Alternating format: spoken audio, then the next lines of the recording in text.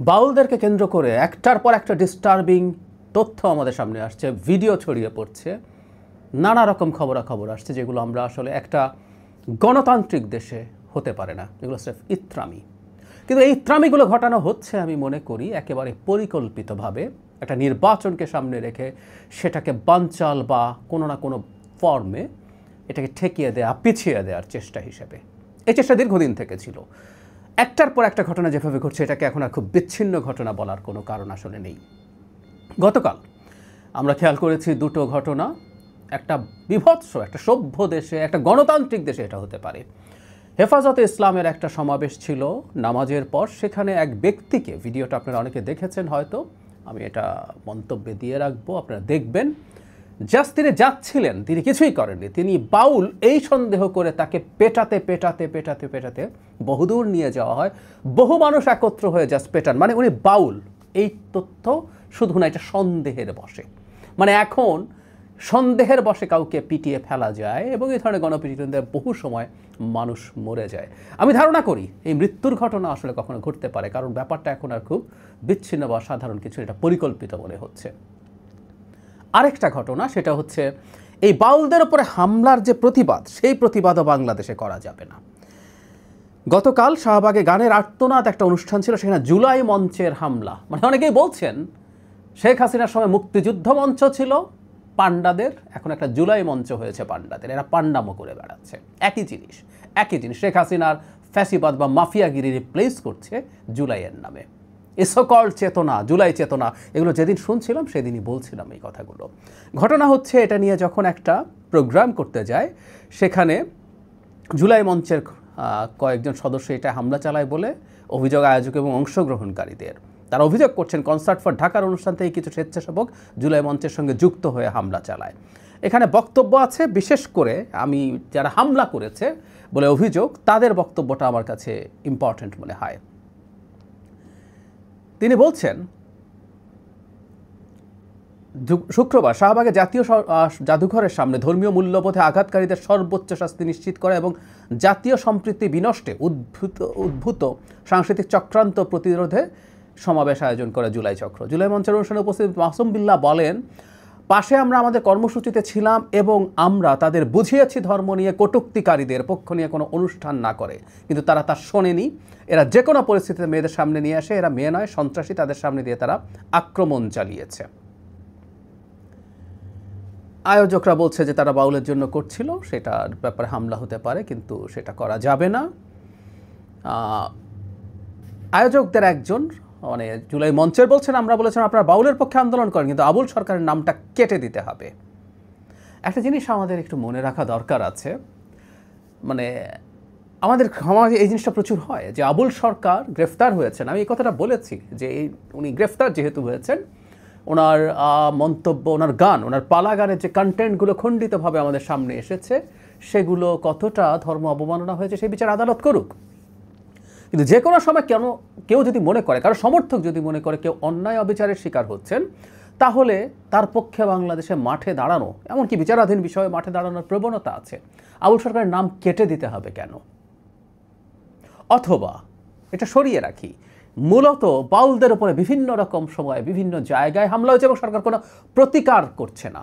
প্রথম দিন যখন জাস্ট প্রতিবাদ করতে আসা মানুষের উপর হামলা হয়েছে, এরপর খুলনায় হয়েছে, ঠাকুরগাঁওয়ে হয়েছে, গতকাল পল্টনে প্রকাশ্য দিবালোকে একজন মানুষকে অনেক মানুষ মিলে পেটাচ্ছেন, কাউকে কোনো গ্রেফতার নাই, শুধু হম্বিতম্বি আছে সরকারের দিক থেকে, খুব দ্রুত হামলাকারীদের গ্রেফতার করা হবে বলে প্রেস সেক্রেটারি বলছেন, কিন্তু আমরা কোনো পদক্ষেপ দেখি না। এসব ক্ষেত্রে দরকার ছিল ধরা এবং ধরে মানুষের সামনে ভিজিবল করা, এবং না ধরাতে যেটা হয়, এখন প্রত্যেকের বাড় বাড়ছে, এই বাড়গুলো চলছে এবং বহু মানুষ উস্কাচ্ছেন, ধর্মগুরুরা উস্কাচ্ছেন।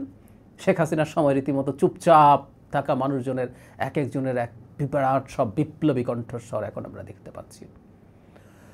একটা কথা আগেই বলেছি, দিনের শেষে এটা শেখ হাসিনা এবং ভারতকে ন্যারেটিভ তুলে দিচ্ছে, এটা তাদের হাত আছে, হাত থাকার সমূহ সম্ভাবনা আছে, জেনে না জেনে এটা করা হচ্ছে। কিন্তু মূল ফোকাস ইলেকশনস, এটা বলতে হবে।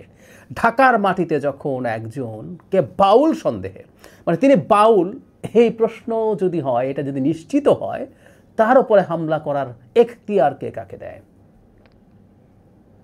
এটা বন জঙ্গল না, আমরা একটা রাষ্ট্র কায়েম করতে চাই। এটা শেখ হাসিনার মগের মুল্লুক না, বা এখনকার ডক্টর ইউনূসের সময় যে মবের মুল্লুক হয়েছে সেটাও আমরা চাই নেই।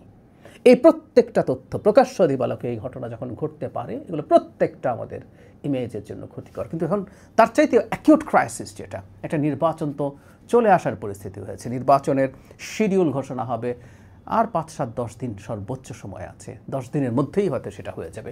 ফলে যারা মনে করছিলেন বাংলাদেশে নির্বাচনটা হওয়া উচিত না, একজন তাত্ত্বিক এখনও এই নির্বাচনের বিরুদ্ধে কথা বলছেন, তাকে নিয়ে আমি কথা বলবো। ফরহাদ মজহার, যদিও তিনি এই ইস্যুতে একটা পজিটিভ স্ট্যান্স নিয়েছেন, শক্তভাবে স্ট্যান্স নিয়েছেন, আমি এটাকে প্রশংসা করি, কিন্তু আবার নির্বাচন ইস্যুতে তার অদ্ভুত স্ট্যান্স সেই পুরনো। তো অনেকেরই প্ল্যান ছিল বাংলাদেশে নির্বাচন না করে বিপ্লব বলে বিপ্লবী সরকার বানিয়ে ক্ষমতা দখল করা। এটার তাত্ত্বিক গুরু ছিলেন, এটার মাউথপিস ছিলেন, এটার গুরুত্বপূর্ণ ইনফ্লুয়েন্সাররা ছিলেন, শেষ পর্যন্ত পেরে ওঠেন নাই এবং নির্বাচনের দিকে দেশ চলে যাচ্ছে। ডক্টর ইউনূস সহ ক্যাবিনেট মোটা দাগে সবাই নির্বাচনের ক্ষেত্রে খুবই সিরিয়াস, ডক্টর ইউনূস তো সিরিয়াস বটেই। ফলে এখন নানা রকম অস্থিরতা ঘটানোর চেষ্টা করবে। আমরা একটা কথা মনে রাখবো, বাংলাদেশে নির্বাচন ডিসরাপ্টেড হলে সবচেয়ে বেশি খুশি হবে আওয়ামী লীগ এবং ভারত। আমি অনেকবার বলেছি, ডক্টর ইউনূসের তুলনায় একটা নির্বাচিত সরকারকে আওয়ামী লীগ এবং বিশেষ করে ভারত পছন্দ করবে, কারণ ডক্টর ইউনূসের সাথে সম্পর্ক ভারতের খুবই খারাপ হয়ে গেছে, এটা একেবারে ওয়ার্কেবল অবস্থায় নেই, এটা আমি মানি, এটা সঠিক। কিন্তু সবচেয়ে খুশি তারা হবে বাংলাদেশ যদি অস্থির হয়ে যায়, বাংলাদেশে যদি পরিস্থিতি খুব খারাপের দিকে যায়, সেই পরিস্থিতি তৈরি করার চেষ্টা করা হচ্ছে এবং সরকার তার নিষ্ক্রিয়তার মাধ্যমে এটার ব্যাপারে খুবই ইচ্ছায় হোক অনিচ্ছায় হোক সায় দিয়ে যাচ্ছে। ঢাকার মাটিতে একেবারে প্রকাশ্য দিবালোক একজন মানুষকে বাউল সন্দেহ করে যদি এভাবে পেটানো যায়, প্রশ্ন আসবেই নির্বাচনের করার মতো আইন শৃঙ্খলা রক্ষাকারী বাহিনীর কী সক্ষমতা আছে। বা গতকাল যখন এই ধরনের সমাবেশ ডাকা হয়েছিল, গানের আর্তনাদ, বাউলদের উপর হামলার প্রতিবাদে, এখানে কি হতে পারে এই ধারণা থাকার কথা ছিল।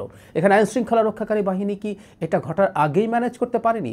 বা জুলাই মঞ্চ নামে আরেকটা ভুঁইফোড় সংগঠন গিয়ে যখন পাশে এই ধরনের সমাবেশ করতে যায়, সেটা কখন করেছে, সেটার অনুমতি কেন দেওয়া হলো? থাকলেও ঠিক আছে, পাশাপাশি করা হোক, সেখানে বাধা বা পুলিশি অন্তত নজরদারি থাকা উচিত ছিল, কিছুই তো ছিল না।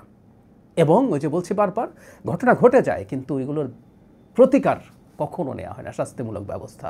ফলে সরকার নির্বাচন করতে পারবে কি না, আইন শৃঙ্খলা রক্ষাকারী বাহিনীর আদৌ সেই ফিটনেস আছে কি না, সেই যোগ্যতা আছে কি না, সেই সক্ষমতা আছে কি না, এই প্রশ্নগুলো তো আসবেই। এই প্রশ্নগুলো আসতে শুরু করছে। আমাদের সতর্ক থাকা উচিত, আমাদের চাপ জারি রাখা উচিত, বিশেষ করে যারা এই ঘটনাগুলো ঘটাচ্ছে। কেউ কেউ বলছেন যে আবুল সরকারের কথা না বললে হবে না, ইটস নট ট্রু। যে কেউ কোথাও একত্র হওয়ার চেষ্টা করছেন বাউলরা তাদের রাইটের পক্ষে। বা আজকে আবারও বলছি, পল্টনের ঘটনাটা মারাত্মক অ্যালার্মিং। একজনকে বাউল সন্দেহ করে পিটিয়ে দেওয়া হয়েছে, ওনারা কোনো সমাবেশও করতে যান না, যদিও প্রত্যেকটা নাগরিকের আইনের চৌহদ্দির মধ্যে থেকে সমাবেশ করার অধিকার আছে, মানববন্ধন মিছিল করার অধিকার আছে। এই অধিকার শুধুমাত্র যার গায়ে জোর আছে সে করবে, সেটা হতে পারে না। একটা রাষ্ট্র তৈরি হয় আসলে সেই কারণে, গায়ে যার জোর আছে সেই যদি করবে সব, যার জোর কম সে পারবে না, ওটা মগের মুল্লুক, ওটা রাষ্ট্র না। রাষ্ট্র মানুষ তৈরি করে এই জন্য যেখানে প্রতিটা শ্রেণী পেশার সংখ্যা কোনো বিষয় না, প্রত্যেকটা মানুষ তার সাংবিধানিক এবং আইনি যে কোনো অধিকার ভোগ করতে পারবে সেই জন্য। কিন্তু বাংলাদেশকে মগের মুল্লুকের দিকে নিয়ে যাওয়ার চেষ্টা হচ্ছে এবং উস্কানি দিচ্ছেন প্রচুর মানুষ।